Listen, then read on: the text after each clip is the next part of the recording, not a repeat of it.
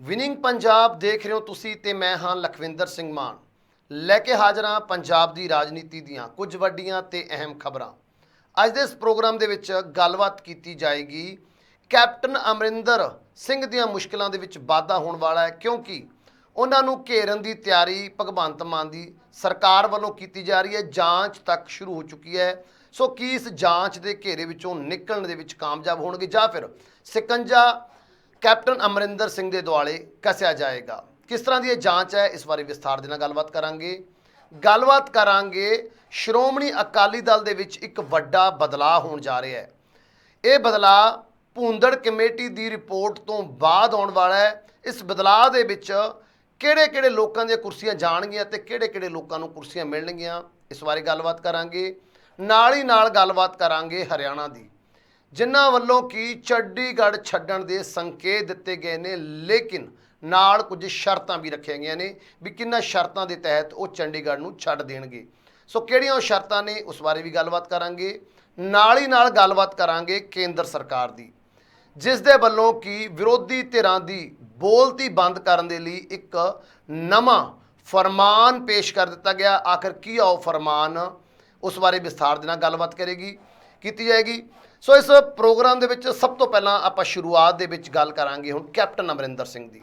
Captain Amarinder Singh जदों वो सत्ता दे विच सी तां उन्हां दे जंगलात मंत्री सी साधू सिंह धर्मसोत। नाल ही नाल उन्हां दे वल्लों वजीफिਆਂ ਦੇ कुछ मामले दे विच भी उन्हां नूं लिप्त पाया गया सी, जदों कि कार्रवाई की मंग विरोधी धिरां दे वल्लों होई सी कि गरीब परिवार के लोग बच्चे जिहड़े स्कूलों विच पढ़दे ने SC ते BC भाईचारे नाल संबंधित ने, उन्हां दा जो वजीफा है जिहड़ा कि करोड़ां दे विच सी, उस नूं साधु सिंह धर्मसोत दे वल्लों खा लिया गया है। भाव कि उसदे जो फंड जारी किए गए ने वो नजायज़ तरीके दे नाल जारी किए गए ने ते ये वजीफा जो संबंधित बच्चे सी, संबंधित विद्यार्थी सी, उन्हां तक नहीं पहुंचा सी। जांच भी हुई, जांच कमेटी भी बनी। सो कार्रवाई के नाम के उपर भावें कि साधु सिंह धर्मसोत के उपर कोई उस टाइम कार्रवाई नहीं हुई, सिर्फ दिखावे के लिए कार्रवाई की गई तो clean chit captain Amarinder Singh के वलों उस पूरे मामले के वजीफे घोटाले के विच साधु सिंह धर्मसोत नूं दिती गई सी। लेकिन उस तो बाद चन्नी सरकार आई, फिर तो आवाज़ां उठियां, लेकिन कार्रवाई कोई नहीं हुई। लेकिन हुण जदों सत्ता दे विच परिवर्तन होया, क्योंकि आम आदमी पार्टी के वलों लगातार इस मामले के उपर घेरिया गया सी कैप्टन अमरिंदर सिंह नूं, साधु सिंह धर्मसोत के खिलाफ धरने प्रदर्शन भी लगे सी। लेकिन क्योंकि सरकार कांग्रेस की सी, कोई भी कार्रवाई उन्होंने अपने मंत्री के उपर नहीं की। हुण सत्ता दे विच परिवर्तन होया तो अज एक अहम बयान भगवंत सिंह मान के वलों जारी किया गया इस वजीफिਆਂ नूं लैके। सो मैं गुजारिश करांगा टीम नूं कि वो बयान भी दिखा दिए। उस बयान के विच उन्होंने लिखा गया कि पिछली सरकार वेले जारी की गई वजीफा राशि दियां फाइलां मेरे कोल आईयां ने। प्राइवेट अदारियां नूं दिते फंडां 'च बहुत गड़बड़ी विखाई दिती है, जिस दी जांच लई हुक्म जारी कर दिते ने। साडे SC विद्यार्थियों का भविख दाਅ ते लाउण वालियां खिलाफ जरूर कार्रवाई करांगे, किसी भी दोषी नूं नहीं बख्शांगे, लोकां दे एक एक पैसे का हिसाब लिया जाएगा।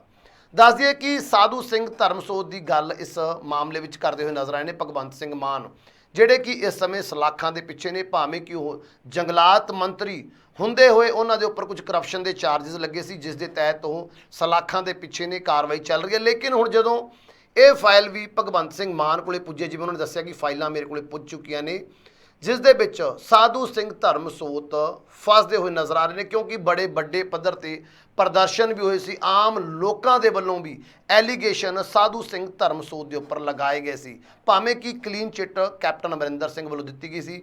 हुण जदों जांच फिर तो शुरू की गई है, क्योंकि कैप्टन अमरिंदर सिंह वलों इस मामले में क्लीन चिट दी गई सी, तां हुण किते ना किते उंगलां कैप्टन अमरिंदर सिंह की मंशा दे भी उठण लगियां ने। जेकर हुण साधु सिंह धर्मसोत इस मामले दे विच लिप्त पाए जाते हैं, जिसकी की गुंजाइश बहुत ज़्यादा है, तो इसका सेक, इस जांच का सेक कैप्टन अमरिंदर सिंह तक भी, माफ़ करना, कैप्टन अमरिंदर सिंह तक भी जरूर पहुँचेगा। क्योंकि जिस तरीके नाल एक घोटाला किया गया उस दे विच अधिकारी भी शामिल होणगे, ते जिवें हिस्से पत्तियां की गल ਨਵਜੋਤ ਸਿੰਘ ਸਿੱਧੂ ਕਰਦੇ ਆਏ ਸੀ। ਹੋ ਸਕਦਾ ਇਸ ਵਿੱਚੋਂ ਕੁਝ ਹਿੱਸਾ ਪੱਤੀ ਕੈਪਟਨ ਸਾਹਿਬ ਨੂੰ ਵੀ ਮਿਲੀ ਹੋਵੇ। ਜੇਕਰ ਇਸ ਤਰ੍ਹਾਂ ਦੀ ਜਾਂਚ ਦੇ ਵਿੱਚ ਕੁਝ ਸਾਹਮਣੇ ਆਇਆ ਤਾਂ ਕੈਪਟਨ ਅਮਰਿੰਦਰ ਸਿੰਘ ਅਜੇ, ਜਿਹੜੇ ਕਿ ਕਿਸੇ ਵੀ ਤਰ੍ਹਾਂ ਦੀ ਜਾਂਚ ਤੋਂ ਬਚਦੇ ਹੋਏ ਨਜ਼ਰ ਆਏ ਸੀ, ਜੇਕਰ ਸਾਧੂ ਸਿੰਘ ਧਰਮਸੋਤ ਖਿਲਾਫ ਹੋਈ ਇਸ ਜਾਂਚ ਦੇ ਵਿੱਚ ਕੁਝ ਵੀ ਸਾਹਮਣੇ ਆਇਆ ਤਾਂ ਹੋ ਸਕਦਾ ਆਉਣ ਵਾਲੇ ਸਮੇਂ ਦੇ ਵਿੱਚ ਕੈਪਟਨ ਅਮਰਿੰਦਰ ਸਿੰਘ ਦੀਆਂ ਮੁਸ਼ਕਲਾਂ ਦੇ ਵਿੱਚ ਵੀ ਵਾਧਾ ਹੋ ਸਕਦਾ ਹੈ, ਕਿਉਂਕਿ ਉਹਨਾਂ ਦੇ ਵੱਲੋਂ ਆਪਣੇ ਤੌਰ ਤੇ ਜਾਂਚ ਕਰਵਾਈ ਗਈ ਸੀ। ਜਾਂਚ ਦੇ ਵਿੱਚ ਕਲੀਨ ਚਿੱਟ ਦਿੱਤੀ ਗਈ ਸੀ, ਜਦੋਂ ਕਿ ਖੁਦ ਮੰਨਦੇ ਹੋਏ ਨਜ਼ਰ ਆਏ ਸੀ ਸਾਧੂ ਸਿੰਘ ਧਰਮਸੋਤ ਵੀ ਕੁਝ ਫੰਡ ਨੇ ਜਿਹੜੇ ਅਸੀਂ ਵਾਪਸ ਕਰਵਾ ਲਵਾਂਗੇ, ਕਿਉਂਕਿ ਉਹ ਫੰਡਾਂ ਦਾ ਹਿਸਾਬ ਕਿਤਾਬ ਪ੍ਰੋਪਰ ਨਹੀਂ ਦਿੱਤਾ ਗਿਆ ਸੀ।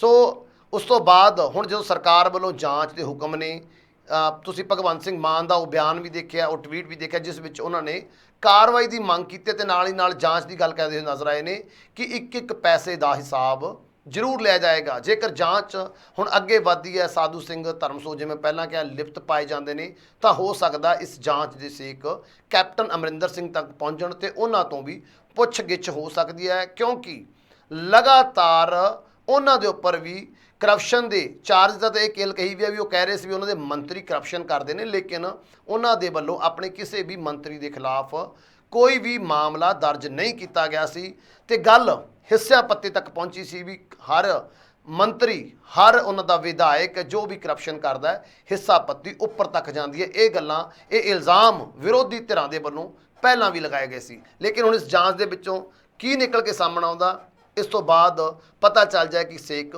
ਕਿੱਥੇ ਤੱਕ ਜਾਂਦਾ, ਕਿਹੜੇ ਕਿਹੜੇ ਅਧਿਕਾਰੀ ਤੇ ਕਿਹੜੇ ਮੰਤਰੀ ਹੋਰ ਇਸ ਲਪੇਟੇ ਵਿੱਚ ਆਉਣਗੇ। ਤੇ ਦੂਸਰੇ ਪਾਸੇ ਗੱਲ ਕਰੀਏ ਸ਼੍ਰੋਮਣੀ ਅਕਾਲੀ ਦਲ ਦੀ। ਸ਼੍ਰੋਮਣੀ ਅਕਾਲੀ ਦਲ ਜਿਹੜਾ ਕਿ ਕੁਝ ਪਿਛਲੇ ਸਮੇਂ ਤੋਂ ਤਕਰੀਬਨ 4 ਜਾਂ 5 ਸਾਲਾਂ ਦੀ ਗੱਲ ਕਰੀਏ ਪਿਛਲੇ ਦੀ, ਤਾਂ ਹਾਸ਼ੀਏ ਵੱਲ ਚਲਾ ਗਿਆ।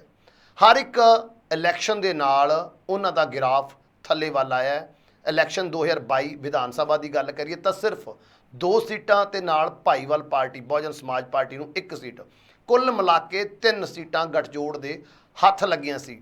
ਤੇ ਹੁਣ ਜੇਕਰ ਗੱਲ ਕਰੀਏ ਲੋਕ ਸਭਾ ਦੀ ਜਿਮਨੀ ਚੋਣ ਸੰਗਰੂਰ ਦੀ, ਤਾਂ ਉਸ ਦੇ ਵਿੱਚ ਪਾਰਟੀ ਸਭ ਤੋਂ ਫਾਡੀ ਸਾਬਤ ਹੋਈ ਸੀ। ਤੋ ਜਿਸ ਤੋਂ ਬਾਅਦ ਲਗਾਤਾਰ ਪਾਰਟੀ ਦੇ ਵਿੱਚ ਬਗਾਵਤ ਦਾ ਰੁਖ ਬਣ ਗਿਆ ਸੀ ਤੇ ਹਰ ਇੱਕ ਫਲॉप ਸ਼ੋਅ ਦੇ ਲਈ ਪ੍ਰਧਾਨ ਭਾਵ ਕਿ ਸੁਖਬੀਰ ਸਿੰਘ ਬਾਦਲ ਨੂੰ ਹੀ ਜ਼ਿੰਮੇਵਾਰ ਦੱਸਦੇ ਹੋਏ ਵਰਕਰ ਸ਼ਰੇਆਮ ਉਹਨਾਂ ਦੀ ਵਿਰੋਧਤਾ ਕਰਦੇ ਨਜ਼ਰ ਆ ਰਹੇ ਸੀ। ਲੇਕਿਨ ਹੁਣ ਅੱਜ ਇੱਕ ਨਿੱਜੀ ਚੈਨਲ ਦੇ ਉੱਪਰ ਇੱਕ ਵੱਡਾ ਬਿਆਨ ਸਰਦਾਰ ਸੁਖਬੀਰ ਸਿੰਘ ਬਾਦਲ ਦੇ ਵੱਲੋਂ ਦਿੱਤਾ ਗਿਆ ਤੇ ਉਹਨਾਂ ਦੇ ਵੱਲੋਂ ਬਦਲਾਅ ਦੇ ਸੰਕੇਤ ਦਿੱਤੇ ਗਏ ਨੇ। ਉਹ ਇਹ ਕਹਿੰਦੇ ਨਜ਼ਰ ਆਏ ਨੇ ਕਿ ਇੱਕ ਨਾ ਇੱਕ ਦਿਨ ਤਾਂ ਮੈਂ ਪ੍ਰਧਾਨਗੀ ਦੀ ਕੁਰਸੀ ਛੱਡਣੀ ਹੈ, ਸਾਰੀ ਉਮਰ ਦੇ ਲਈ ਤਾਂ ਮੈਂ ਪ੍ਰਧਾਨ ਬਣ ਕੇ ਨਹੀਂ ਰਹਿ ਸਕਦਾ। ਦੱਸਦੇ ਕਿ ਪ੍ਰਧਾਨਗੀ ਦੀ ਕੁਰਸੀ ਦੇ ਲਈ ਬਹੁਤ ਜ਼ਿਆਦਾ ਆਲੋਚਨਾ ਵੀ ਹੋਈ ਉਹਨਾਂ ਦੀ। ਪਾਰਟੀ ਦੇ ਵਿੱਚ ਵਖਰੇਵਾਂ ਦੇਖਣ ਨੂੰ ਮਿਲਿਆ ਸੀ, ਵੱਖ-ਵੱਖ ਪਾਰਟੀ ਦੇ ਕੁਝ ਨੁਮਾਇੰਦੇ ਤੇ ਨਾਲ ਹੀ ਨਾਲ SGPC ਦੇ ਕੁਝ ਮੈਂਬਰ ਵੀ ਇਸ ਗੱਲ ਦੀ ਆਲੋਚਨਾ ਕਰਦੇ ਨਜ਼ਰ ਆ ਰਹੇ ਸੀ ਵੀ ਜਦੋਂ ਪਾਰਟੀ ਇੰਨੀ ਬੁਰੀ ਤਰੀਕੇ ਦੇ ਨਾਲ ਹਾਰ ਕੇ ਹਾਸ਼ੀਏ ਤੇ ਜਾ ਰਹੀ ਹੈ, ਆਖਰ ਪ੍ਰਧਾਨਗੀ ਦੀ ਕੁਰਸੀ ਚੇਂਜ ਕਿਉਂ ਨਹੀਂ ਕੀਤੀ ਜਾਂਦੀ, ਪ੍ਰਧਾਨ ਨੂੰ ਚੇਂਜ ਕਿਉਂ ਨਹੀਂ ਕੀਤਾ ਜਾਂਦਾ। ਲੇਕਿਨ ਅੱਜ ਬਦਲਾਅ ਦੇ ਸੰਕੇਤ ਦਿੱਤੇ ਨੇ ਤੇ ਨਾਲ ਹੀ ਨਾਲ ਉਹਨੇ ਇਹ ਗੱਲ ਕਹੀ ਹੈ ਕਿ ਬਲਵਿੰਦਰ ਸਿੰਘ ਭੂੰਦੜ ਦੀ ਜੋ ਕਮੇਟੀ ਬਣੀ ਹੈ, ਭੂੰਦੜ ਕਮੇਟੀ ਤੋਂ ਬਾਅਦ ਜਿਸ ਤਰ੍ਹਾਂ ਵੀ ਉਹ ਦੱਸਣਗੇ ਉਸ ਅਕੋਰਡਿੰਗ ਇਹ ਬਦਲਾਅ ਕੀਤੇ ਜਾਣਗੇ, ਜਿਸ ਦੇ ਵਿੱਚ ਹੋ ਸਕਦਾ ਹੈ ਕਿ ਪ੍ਰਧਾਨਗੀ ਦੀ ਕੁਰਸੀ ਦੀ ਗੱਲ ਵੀ ਚੱਲ ਜਾਵੇ। ਲੇਕਿਨ ਜੇਕਰ ਪਿਛਲੇ ਦਿਨਾਂ ਦੀ ਗੱਲ ਕਰੀਏ ਤਾਂ ਬਲਵਿੰਦਰ ਸਿੰਘ ਭੂੰਦੜ ਇਸ ਗੱਲ ਤੋਂ ਸਾਫ਼ ਇਨਕਾਰ ਕਰਦੇ ਨਜ਼ਰ ਆਏ ਸੀ। ਉਹ ਕਹਿੰਦੇ ਸੀਗੇ ਕਿ ਪਾਰਟੀ ਦੇ ਵਿੱਚ ਹਾਰ ਜਿੱਤ ਚੱਲਦੀ ਰਹਿੰਦੀ ਹੈ, ਚੱਲਦੀ ਹੋਈ ਜੰਗ ਦੇ ਦੌਰਾਨ ਕਦੇ ਵੀ ਜਰਨੈਲ ਨਹੀਂ ਬਦਲੇ ਜਾ ਸਕਦੇ। ਇਹ ਗੱਲ ਬਲਵਿੰਦਰ ਸਿੰਘ ਭੂੰਦੜ ਨੇ ਇੱਕ ਪ੍ਰੈਸ ਕਾਨਫਰੰਸ ਦੇ ਵਿੱਚ ਕੁਝ ਦਿਨ ਪਹਿਲਾਂ ਹੀ ਕਹੀ ਸੀ, ਜਿਸ ਤੋਂ ਸਾਫ਼ ਸੰਕੇਤ ਹੈ ਕਿ ਪ੍ਰਧਾਨਗੀ ਦੀ ਕੁਰਸੀ ਦੇ ਲਈ ਭਾਵੇਂ ਕਿ ਪਾਰਟੀ ਦੇ ਅੰਦਰ ਕੁਝ ਬਗਾਵਤ ਲੱਗ ਰਹੀ ਹੈ, ਵਿਦਰੋਹ ਹੁੰਦਾ ਨਜ਼ਰ ਆ ਰਿਹਾ, ਲੇਕਿਨ ਜੋ ਕੋਰ ਕਮੇਟੀ ਹੈ ਉਹ ਬਿਲਕੁਲ ਸਿੱਧੇ ਤੇ ਸਪਸ਼ਟ ਤੌਰ ਤੇ ਬਾਦਲ ਪਰਿਵਾਰ ਦੀ ਪਿੱਠ ਤੇ ਖੜੀ ਹੈ। ਭਾਵੇਂ ਕਿ ਸੁਖਬੀਰ ਸਿੰਘ ਬਾਦਲ ਇਹ ਕਹਿੰਦੇ ਨਜ਼ਰ ਆਏ ਨੇ ਕਿ ਮੈਂ ਕੁਰਸੀ ਛੱਡਣ ਨੂੰ ਤਿਆਰ ਹਾਂ, ਬਦਲਾਅ ਹੋਣਗੇ, ਮੈਂ ਸਾਰੀ ਉਮਰ ਪ੍ਰਧਾਨ ਨਹੀਂ ਰਹਿਣਾ। ਲੇਕਿਨ ਜਿਸ ਤਰੀਕੇ ਦੇ ਨਾਲ ਉਹਨਾਂ ਨੇ ਸ਼ਰਤ ਰੱਖਤੀ ਹੈ ਨਾਲ ਵੀ ਭੂੰਦੜ ਕਮੇਟੀ ਜਿਸ ਤਰ੍ਹਾਂ ਕਹੇਗੀ, ਰਿਪੋਰਟ ਪੇਸ਼ ਕਰੇਗੀ, ਉਸ ਤੋਂ ਬਾਅਦ ਫੈਸਲਾ ਲਿਆ ਜਾਏਗਾ, ਜਿਸ ਤੋਂ ਸਾਫ਼ ਸੰਕੇਤ ਮਿਲਦੇ ਨੇ ਕਿ ਅੰਦਰਲੇ ਮਨ ਤੋਂ ਭਾਵ ਕਿ ਅੰਦਰ ਖਾਤੇ ਦੇ ਵਿੱਚ ਕੁਝ ਹੋਰ ਚੱਲ ਰਿਹਾ ਹੈ। ਸਿਰਫ ਦਿਖਾਵੇ ਦੇ ਲਈ ਬਿਆਨ ਦਿੱਤੇ ਜਾ ਰਹੇ ਨੇ ਕਿ ਸੁਖਬੀਰ ਸਿੰਘ ਬਾਦਲ ਪਾਰਟੀ ਦੀ ਭਲਾਈ ਦੇ ਲਈ ਕੁਰਸੀ ਛੱਡਣ ਦੇ ਲਈ ਤਿਆਰ ਨੇ। ਸੋ ਕੁਰਸੀ ਛੱਡਦੇ ਨੇ ਜਾਂ ਨਹੀਂ, ਇਹ ਤਾਂ ਆਉਣ ਵਾਲੇ ਸਮੇਂ ਦੇ ਵਿੱਚ ਹੁਣ ਪਤਾ ਲੱਗ ਜਾਏਗਾ ਕਦੋਂ। ਭੂੰਦੜ ਬਲਵਿੰਦਰ ਸਿੰਘ ਭੂੰਦੜ ਦੀ ਜੋ ਕਮੇਟੀ ਬਣੀ ਸੀ, ਭੂੰਦੜ ਕਮੇਟੀ, ਉਹਨਾਂ ਦੀ ਰਿਪੋਰਟ ਤੋਂ ਬਾਅਦ ਕਲੀਅਰ ਹੋ ਜਾਏਗਾ ਕਿ ਭੂੰਦੜ ਕਮੇਟੀ ਇਹਨਾਂ ਨੂੰ ਪ੍ਰਧਾਨਗੀ ਛੱਡਣ ਲਈ ਕਹਿੰਦੀ ਹੈ ਜਾਂ ਫਿਰ ਉਹਨਾਂ ਦੀ ਪਿੱਠ ਦੇ ਪਿੱਛੇ ਖੜਦੀ ਨਜ਼ਰ ਆਏਗੀ। ਗੱਲ ਹੁਣ ਹਰਿਆਣਾ ਦੀ ਕਰੀਏ। ਹਰਿਆਣਾ ਸਰਕਾਰ ਦੇ ਸਾਬਕਾ ਮੁੱਖ ਮੰਤਰੀ, ਹਰਿਆਣਾ ਦੇ ਸਾਬਕਾ ਮੁੱਖ ਮੰਤਰੀ ਭੁਪਿੰਦਰ ਸਿੰਘ ਹੁੱਡਾ ਦਾ ਉਹ ਬਿਆਨ, ਜਿਸ ਦੇ ਵਿੱਚ ਉਹ ਭਾਜਪਾ ਦੀ ਸਰਕਾਰ ਨੂੰ, ਕੇਂਦਰ ਸਰਕਾਰ ਨੂੰ ਘੇਰਦੇ ਹੋਏ ਨਜ਼ਰ ਆਏ ਨੇ। ਨਾਲ ਹੀ ਨਾਲ ਪੰਜਾਬ ਦੇ ਲਈ ਵੀ ਕੁਝ ਸ਼ਰਤਾਂ ਰੱਖਦੇ ਹੋਏ ਨਜ਼ਰ ਆਏ ਨੇ ਜੇਕਰ ਉਹਨਾਂ ਨੂੰ ਚੰਡੀਗੜ੍ਹ ਚਾਹੀਦਾ। ਉਹ ਕਹਿੰਦੇ ਹੋਏ ਨਜ਼ਰ ਆਏ ਨੇ। ਉਹਨਾਂ ਨੇ ਕਿਹਾ ਵੀ ਜਿਹੜੀ ਭਾਜਪਾ ਦੀ ਕੇਂਦਰ ਦੇ ਵਿੱਚ ਸਰਕਾਰ ਹੈ, ਉਹ ਸਾਡੀ ਆਪਣੀ ਹੀ ਜ਼ਮੀਨ ਸਾਨੂੰ 550 ਕਰੋੜ ਰੁਪਏ ਦੇ ਵਿੱਚ ਵੇਚਣ ਨੂੰ ਫਿਰਦੀ ਹੈ। ਦੱਸ ਦਈਏ ਕਿ ਵੱਖਰੀ ਵਿਧਾਨ ਸਭਾ ਬਣਾਉਣ ਦੀ ਇੱਕ ਤਜਵੀਜ਼ ਜਿਹੜੀ ਹਰਿਆਣਾ ਸਰਕਾਰ ਵੱਲੋਂ ਕੇਂਦਰ ਸਰਕਾਰ ਕੋਲ ਭੇਜੀ ਗਈ ਸੀ, ਉਸ ਨੂੰ ਮਨਜ਼ੂਰੀ ਮਿਲੀ ਸੀ ਅਤੇ ਨਾਲ ਹੀ ਨਾਲ ਉਹਨਾਂ ਨੂੰ ਕਿਹਾ ਸੀ ਕਿ ਉਹਨਾਂ ਨੂੰ ਚੰਡੀਗੜ੍ਹ ਦੇ ਵਿੱਚ ਹੀ ਜ਼ਮੀਨ ਦੇ ਦਿੱਤੀ ਜਾਏਗੀ, ਜਿਸ ਦੀ ਕਿ ਤਕਰੀਬਨ ਕੀਮਤ 550 ਕਰੋੜ ਬਣਦੀ ਹੈ। ਤਾਂ ਜਿਸ ਦੇ ਉੱਪਰ ਭੁਪਿੰਦਰ ਸਿੰਘ ਹੁੱਡਾ ਹੁਣ ਆਪਣੀ ਸਰਕਾਰ ਨੂੰ ਤੇ ਕੇਂਦਰ ਸਰਕਾਰ ਨੂੰ ਲਤਾੜਦੇ ਹੋਏ ਨਜ਼ਰ ਆ ਰਹੇ ਨੇ। ਉਹ ਕਹਿ ਰਹੇ ਨੇ ਕਿ ਸਾਡਾ 60-40 ਦੀ ਰੇਸ਼ੋ ਦੇ ਨਾਲ ਹਿੱਸਾ ਹੈ। ਚੰਡੀਗੜ੍ਹ ਪੰਜਾਬ ਅਤੇ ਹਰਿਆਣੇ ਦਾ ਸਾਂਝਾ ਹੈ। ਜੇਕਰ ਸਾਡੀ ਉਹ ਆਪਣੀ ਜ਼ਮੀਨ ਹੈ ਤਾਂ ਸਾਨੂੰ 40% ਸਾਡੇ ਹਿੱਸੇ ਵਿੱਚੋਂ ਹੀ ਜ਼ਮੀਨ ਦਿੱਤੀ ਜਾਵੇ। ਫਿਰ ਕੀ ਕਾਰਨ ਆ ਕਿ ਕੇਂਦਰ ਸਰਕਾਰ 550 ਕਰੋੜ ਰੁਪਏ ਦੀ ਮੰਗ ਕਰ ਰਹੀ ਹੈ। ਤੇ ਦੂਸਰੇ ਉਹਨਾਂ ਨੇ ਸਵਾਲ ਚੁੱਕੇ ਨੇ ਜਗ੍ਹਾ ਦੇ ਉੱਪਰ, ਵੀ ਜੋ ਜਗ੍ਹਾ ਅਲਾਟ ਕਰਨ ਦੀ ਕੋਸ਼ਿਸ਼ ਕੀਤੀ ਜਾ ਰਹੀ ਹੈ ਵੱਖਰੀ ਵਿਧਾਨ ਸਭਾ ਦੇ ਲਈ ਹਰਿਆਣਾ ਨੂੰ, ਉਹ ਹੁਣ ਵਾਲੀ ਵਿਧਾਨ ਸਭਾ ਤੋਂ ਸਕੱਤਰੇਤ ਤੋਂ ਬਹੁਤ ਦੂਰ ਹੈ, ਜਦੋਂ ਕਿ ਸਕੱਤਰੇਤ ਦੇ ਨੇੜੇ ਹੀ ਇਹ ਜਗ੍ਹਾ ਅਲਾਟ ਕਰ ਦੇਣੀ ਚਾਹੀਦੀ ਹੈ। ਤੇ ਦੂਸਰੇ ਪਾਸੇ ਉਹਨਾਂ ਨੇ ਪੰਜਾਬ ਦੇ ਉੱਪਰ ਵੀ ਨਿਸ਼ਾਨੇ ਲਗਾਏ ਨੇ। ਪੰਜਾਬ ਤੋਂ ਉਹਨਾਂ ਨੇ ਕੁਝ ਮੰਗਾਂ ਕੀਤੀਆਂ ਨੇ ਵੀ ਜੇਕਰ ਪੰਜਾਬ ਸਰਕਾਰ ਚਾਹੁੰਦੀ ਹੈ, ਜੇ ਪੰਜਾਬ ਚਾਹੁੰਦਾ ਕਿ ਹਰਿਆਣਾ ਆਪਣੀ ਹੱਕਾਂ ਨੂੰ ਪਿੱਛੇ ਛੱਡ ਦੇਵੇ, ਚੰਡੀਗੜ੍ਹ ਨੂੰ ਛੱਡ ਦੇਵੇ, ਪੰਜਾਬ ਦੇ ਹਵਾਲੇ ਕਰ ਦੇਵੇ, ਤਾਂ ਉਹਨਾਂ ਤੋਂ ਪਹਿਲਾਂ ਕੁਝ ਉਹਨੇ ਮੰਗਾਂ ਰੱਖੀਆਂ ਨੇ ਜਿਨ੍ਹਾਂ ਦੇ ਉੱਪਰ ਪੰਜਾਬ ਨੂੰ ਵਿਚਾਰ ਕਰਨਾ ਪਏਗਾ। ਜਿਸ ਦੇ ਵਿੱਚ ਉਹ ਕਹਿੰਦੇ ਹੋਏ ਨਜ਼ਰ ਆਏ ਨੇ ਕਿ ਇੱਕ ਤਾਂ SYL ਦਾ ਮੁੱਦਾ ਸੁਲਝਾ ਦਿੱਤਾ ਜਾਵੇ, SYL ਦਾ ਜੋ ਪਾਣੀ ਹੈ ਉਹ ਹਰਿਆਣਾ ਨੂੰ ਦਿੱਤਾ ਜਾਵੇ, ਤੇ ਨਾਲ ਉਹਨਾਂ ਨੇ ਇਹ ਵੀ ਗੱਲ ਕਹੀ ਹੈ ਕਿ ਵੱਖਰੀ ਵਿਧਾਨ ਸਭਾ ਅਸੀਂ ਬਣਾ ਲਵਾਂਗੇ, ਵੱਖਰੀ ਅਸੀਂ ਆਪਣੀ ਰਾਜਧਾਨੀ ਬਣਾ ਲਵਾਂਗੇ, ਲੇਕਿਨ ਉਸ ਤੋਂ ਪਹਿਲਾਂ ਹਿੰਦੀ ਬੋਲਦੇ ਜਿੰਨੇ ਵੀ ਖੇਤਰ ਨੇ ਉਹ ਹਰਿਆਣੇ ਦੇ ਸਪੁਰਦ ਕਰ ਦਿੱਤੇ ਜਾਣ। ਸੋ ਵੱਡੀਆਂ ਮੰਗਾਂ ਹਰਿਆਣਾ ਦੇ ਸਾਬਕਾ ਮੁੱਖ ਮੰਤਰੀ ਭੁਪਿੰਦਰ ਸਿੰਘ ਹੁੱਡਾ ਦੇ ਵੱਲੋਂ ਰੱਖੀਆਂ ਗਈਆਂ ਨੇ, ਜਿੱਥੇ ਉਹਨਾਂ ਨੇ ਆਪਣੀ ਸਰਕਾਰ ਨੂੰ ਘੇਰਿਆ ਹੈ, ਹਰਿਆਣਾ ਸਰਕਾਰ ਨੂੰ ਘੇਰਿਆ ਵੀ ਆਖਿਰ ਕਿਉਂ ਉਹ 550 ਕਰੋੜ ਰੁਪਇਆ ਦੇਣ ਦੇ ਲਈ ਤਿਆਰ ਹੋ ਗਈ ਹੈ, ਉਹ ਵੀ ਉਸ ਜ਼ਮੀਨ ਦਾ ਜਿਸ ਜ਼ਮੀਨ ਦੇ ਉੱਪਰ ਹਰਿਆਣਾ ਦਾ ਵੀ 40% ਹਿੱਸਾ ਹੈ, ਤੇ ਨਾਲ ਹੀ ਨਾਲ ਕੇਂਦਰ ਦੇ ਉੱਪਰ ਵੀ ਨਿਸ਼ਾਨੇ ਸਾਧਦੇ ਹੋਏ ਨਜ਼ਰ ਆਏ ਨੇ। ਤੇ ਦੂਸਰੇ ਪਾਸੇ ਹਰਿਆਣਾ ਨੂੰ ਛੱਡਣ ਦੇ ਲਈ ਕੁਝ ਸ਼ਰਤਾਂ ਲਗਾਉਂਦੇ ਹੋਏ ਨਜ਼ਰ ਆਏ ਨੇ, ਜਿਸ ਦੇ ਵਿੱਚ SYL ਦਾ ਮੁੱਦਾ ਇੱਕ ਵਾਰ ਫਿਰ ਤੋਂ ਗੂੰਜਿਆ ਹੈ, ਜਿਸ ਦੇ ਵਿੱਚ ਭੁਪਿੰਦਰ ਸਿੰਘ ਹੁੱਡਾ ਕਹਿੰਦੇ ਹੋਏ ਨਜ਼ਰ ਆਏ ਨੇ ਕਿ SYL ਦਾ ਪਾਣੀ ਪੰਜਾਬ ਨੂੰ ਦੇਣਾ ਪਏਗਾ ਹਰਿਆਣੇ ਨੂੰ, ਤੇ ਨਾਲ ਹੀ ਨਾਲ ਹਿੰਦੀ ਭਾਸ਼ੀ ਜੋ ਖੇਤਰ ਨੇ ਉਹ ਵੀ ਹਰਿਆਣੇ ਨੂੰ ਸੌਂਪ ਦਿੱਤੇ ਜਾਣ, ਤਾਂ ਉਸ ਤੋਂ ਬਾਅਦ ਹਰਿਆਣਾ ਚੰਡੀਗੜ੍ਹ ਤੋਂ ਆਪਣਾ ਹੱਕ ਛੱਡਣ ਦੇ ਬਾਰੇ ਸੋਚੇਗਾ। ਤੇ ਨਾਲ ਉਧਰ ਗੱਲ ਕਰੀਏ ਹੁਣ ਕੇਂਦਰ ਦੀ, ਜਿੱਥੇ ਭੁਪਿੰਦਰ ਸਿੰਘ ਹੁੱਡਾ ਦੇ ਵੱਲੋਂ ਕੇਂਦਰ ਨੂੰ ਘੇਰਿਆ ਗਿਆ, ਉੱਥੇ ਹੀ ਅੱਜ ਰਾਘਵ ਚੱਡਾ ਦੇ ਵੱਲੋਂ ਵੀ ਕੇਂਦਰ ਸਰਕਾਰ ਦੇ ਉੱਪਰ ਇਲਜ਼ਾਮਾਂ ਦੀ ਝੜੀ ਲਗਾ ਦਿੱਤੀ ਗਈ ਹੈ। ਸੋ ਦੱਸ ਦਈਏ ਕਿ ਇੱਕ ਫਰਮਾਨ ਦੀ ਉਹਨਾਂ ਨੇ ਗੱਲ ਕੀਤੀ ਹੈ, ਜਿਸ ਦੇ ਵਿੱਚ ਕੇਂਦਰ ਸਰਕਾਰ ਵੱਲੋਂ, ਮੋਦੀ ਸਰਕਾਰ ਵੱਲੋਂ ਸੰਸਦ ਸੈਸ਼ਨ ਦੇ ਦੌਰਾਨ ਕੁਝ ਸ਼ਬਦਾਂ ਨੂੰ ਬੋਲਣ ਦੇ ਉੱਪਰ ਰੋਕ ਲਗਾ ਦਿੱਤੀ ਹੈ। ਸੋ ਸ਼ਬਦਾਂ ਦੇ ਜਿਸ ਦੇ ਵਿੱਚ ਕਿ ਭ੍ਰਿਸ਼ਟਾਚਾਰ ਦੀ ਉਹ ਗੱਲ ਕਰਦੇ, ਭ੍ਰਿਸ਼ਟਾਚਾਰ ਸ਼ਬਦ ਨਹੀਂ ਬੋਲਿਆ ਜਾ ਸਕਦਾ, ਦੋਗਲਾਪਨ ਨਹੀਂ ਬੋਲਿਆ ਜਾ ਸਕਦਾ, ਨੌਟੰਕੀ ਨਹੀਂ ਬੋਲਿਆ ਜਾ ਸਕਦਾ, ਕਾਫੀ ਜ਼ਿਆਦਾ ਇਸ ਤਰ੍ਹਾਂ ਦੇ ਸ਼ਬਦ ਨੇ ਜਿਨ੍ਹਾਂ ਦੇ ਉੱਪਰ ਹੁਣ ਸਰਕਾਰ ਦੇ ਵੱਲੋਂ ਸੰਸਦ ਦੇ ਵਿੱਚ ਬੋਲਣ ਤੇ ਬੈਨ ਲਗਾ ਦਿੱਤਾ ਗਿਆ।